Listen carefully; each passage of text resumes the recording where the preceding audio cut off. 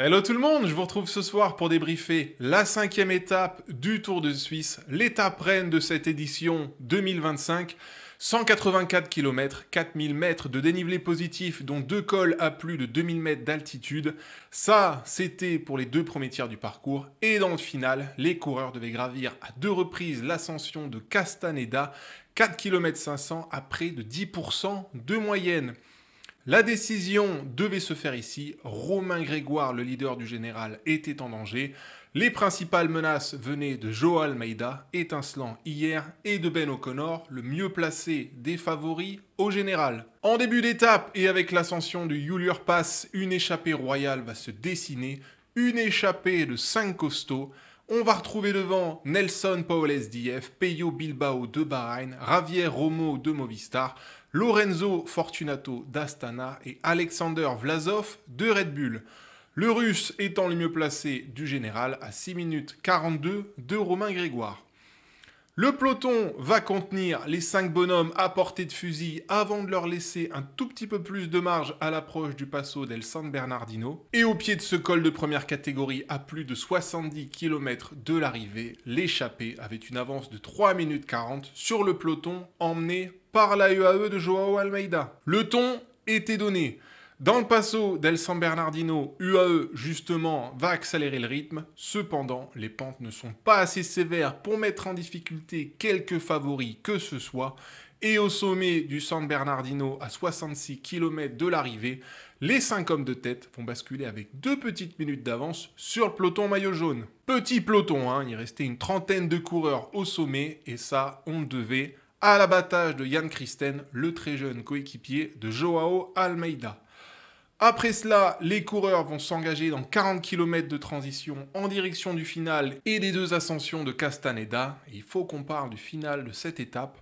Alors, Castaneda, c'était la bosse à parcourir à 2 reprises et c'est donc 4,5 km à 9,8% de moyenne. Mais il fallait noter qu'après la 2e ascension, les coureurs devaient continuer à monter pendant près de 2 km à près de 9% de moyenne. Ça faisait donc une dernière ascension de 6 km 300 à près de 9,5% de moyenne. Et ça, c'était pas anecdotique. On pouvait rallonger l'effort des meilleurs de près de 7 minutes par rapport à la première ascension. Parenthèse refermée, je reviens au résumé. À 26 km de l'arrivée, c'est la première ascension de Castaneda. Les 5 de tête ont alors 1 minute 10 d'avance sur le peloton favori. À l'avant, Vlasov va s'échapper à 3 km du sommet. Et derrière, c'est Decathlon qui va brutaliser la course pour Félix Gall qui va attaquer. La course explose alors instantanément. Romain Grégoire est distancé très tôt et seuls 7 bonhommes vont se dégager sur le sommet de Castaneda. Vlasov et Bilbao vont basculer avec 15 secondes d'avance sur Nelson Powless. Nelson Powless rattrapé par les favoris. Almeida, Vauquelin, Gall, Van Wilder, Riccitello, Only et Julian Alaphilippe. Manque donc vis-à-vis du général, Romain Grégoire qui peut déjà dire adieu au maillot jaune, Ben O'Connor, Lennart Kämna, Pablo Castrillo et Clément Champoussin. Et il reste encore 26 km. Nelson Powless va faire la descente et recoller à Vlasov et Bilbao. Et derrière, dans le groupe des costauds, l'allure va ralentir. Ben O'Connor, Lennart Kämna, Pablo Castrillo et Clément Champoussin vont pouvoir entrer. Seul manque alors Romain Grégoire, bien épaulé par Valentin Madouas, mais à plus d'1 minute de ce groupe à 10 km de l'arrivée. Vlasov, Bilbao et Powless sont rattrapés par le peloton favori à 9 km du but et à 6 km 300 de la ligne, tous ces coureurs se jettent à nouveau dans Castaneda. Romain Grégoire n'aura pas su rentrer avant la dernière ascension, on le verra tout à l'heure dans le classement d'étape. C'est le grand perdant de la journée et c'était un petit peu attendu. Dans le dernier radar de la journée, c'est l'explication totale. Decathlon met le paquet, Léo Bizio et Callum Scottson écrasent les pédales, Ben O'Connor est rapidement distancé, Castrillo et Kämna rentrent aussi du terrain, c'est la guerre totale, tout le monde est au rupteur. Puis à 4 km de l'arrivée, énorme surprise, Julian Alaphilippe attaque et 6 bonhommes s'envolent. Dans l'ordre du général, on va retrouver Vauquelin, Alaphilippe, Almeida, Only, Gall et Richitello. Oscar Handley est super costaud et fait la différence à près de 3 bornes du sommet. Joao Almeida va être le seul à pouvoir recoller. À 2 km de l'arrivée, Handley et Almeida ont 15 secondes d'avance sur Gall, 27 secondes d'avance sur Vauquelin et 35 secondes d'avance sur Alaphilippe. Au kilomètre, les écarts n'ont que très peu bougé. À 200 mètres pour la victoire d'étape, c'est l'explication britanno-portugaise.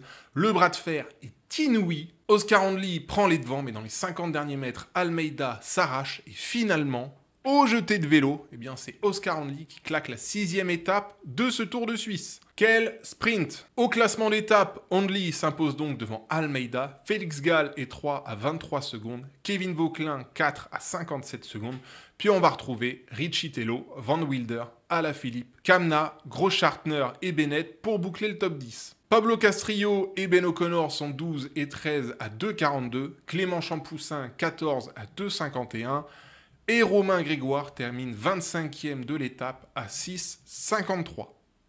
Le Français aura mangé plus de 7 minutes dans les 25 derniers kilomètres. Dur. En conséquence, au général, c'est la bascule absolue. Kevin Vauquelin prend le pouvoir devant Julian Alaphilippe. La bonne opération de la journée, elle est pour Almeida et Handley qui se rapprochent très près au 3e et 4e rang. Kamna, O'Connor, Gall, Castrillo, Richitello et Van Wilder complètent le top 10.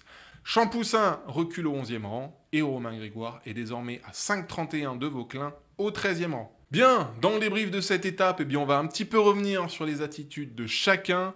Tout d'abord, parlons de Joao Almeida et Oscar Handley.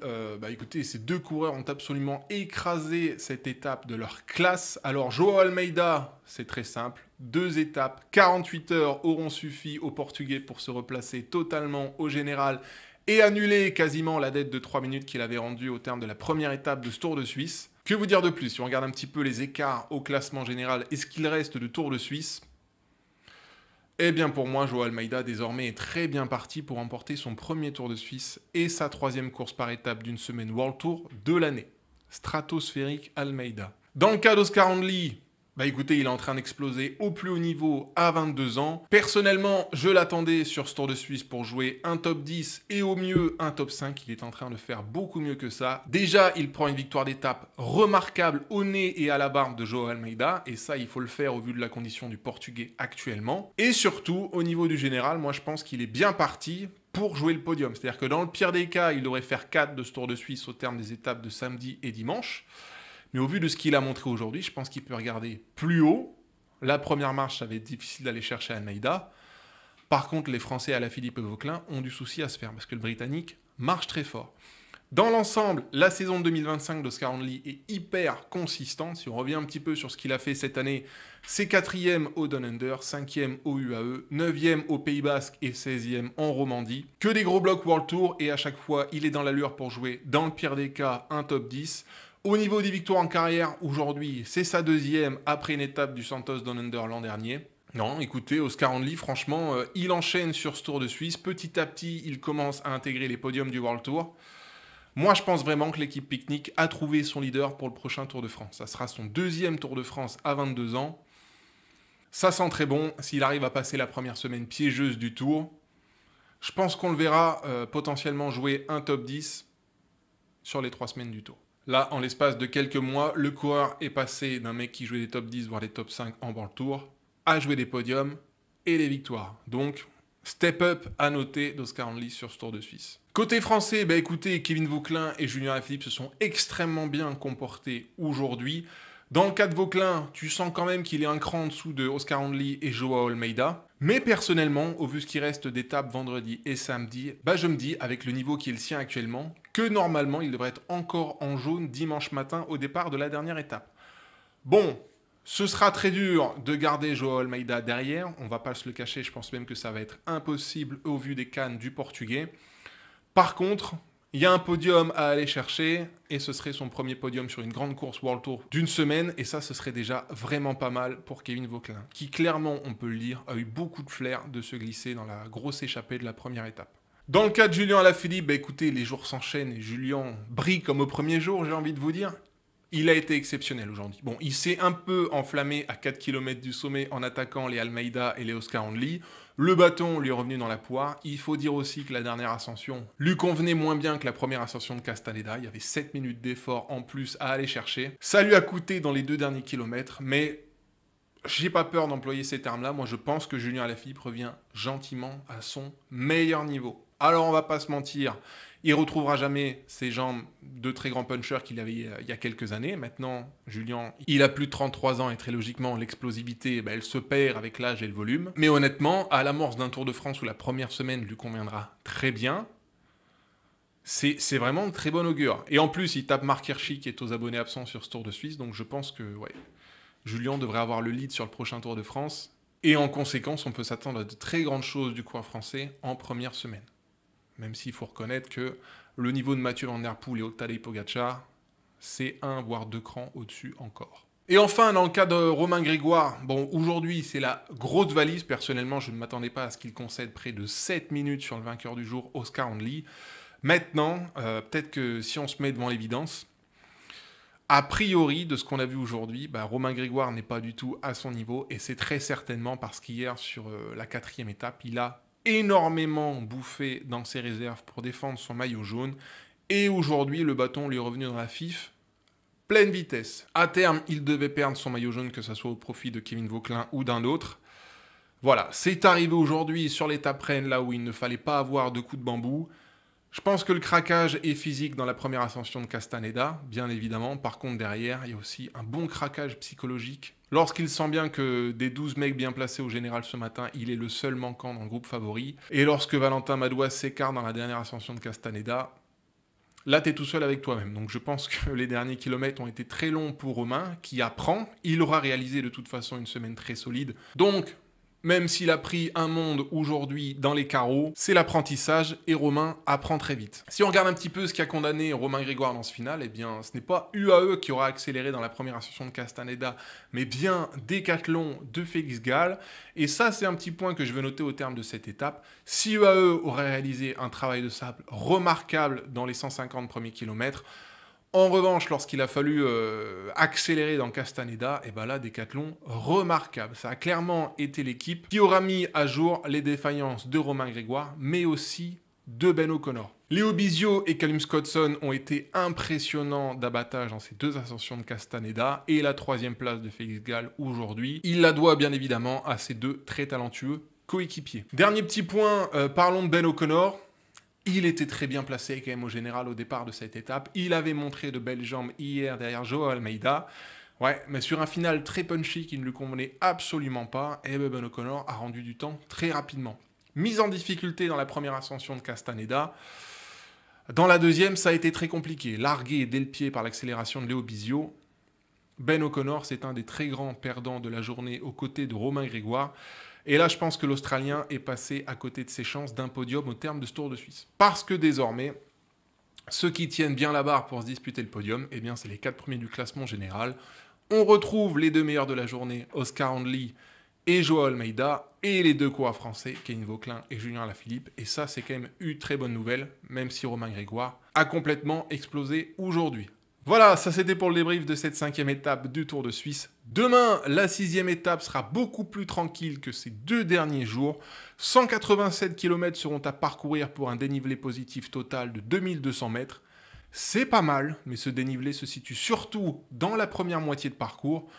Dans ces conditions, on pourrait se dire que ce sera enfin l'occasion pour les sprinteurs de s'exprimer sur cette semaine. Mais personnellement, je n'en suis pas convaincu. Ça a beaucoup bagarré ces derniers jours. Je pense que les équipiers sont un petit peu dans le dur. Et si on ajoute à ça les 2 bonnes ascensions en début d'étape, eh bien, je vois bien une échappée prendre le large et se disputer la gagne de cette 6e étape. Statu quo à venir pour le général, donc, d'autant qu'Almeida s'est suffisamment rapproché désormais pour jouer la gagne. Je pense que ce sera une pause appréciée pour les leaders et l'explication se poursuivra ce week-end sur les étapes 7 et 8 de samedi et dimanche. Allez, je vous laisse ici, je vous dis à demain pour le débrief de la 6e étape. Prenez soin de vous, bye bye!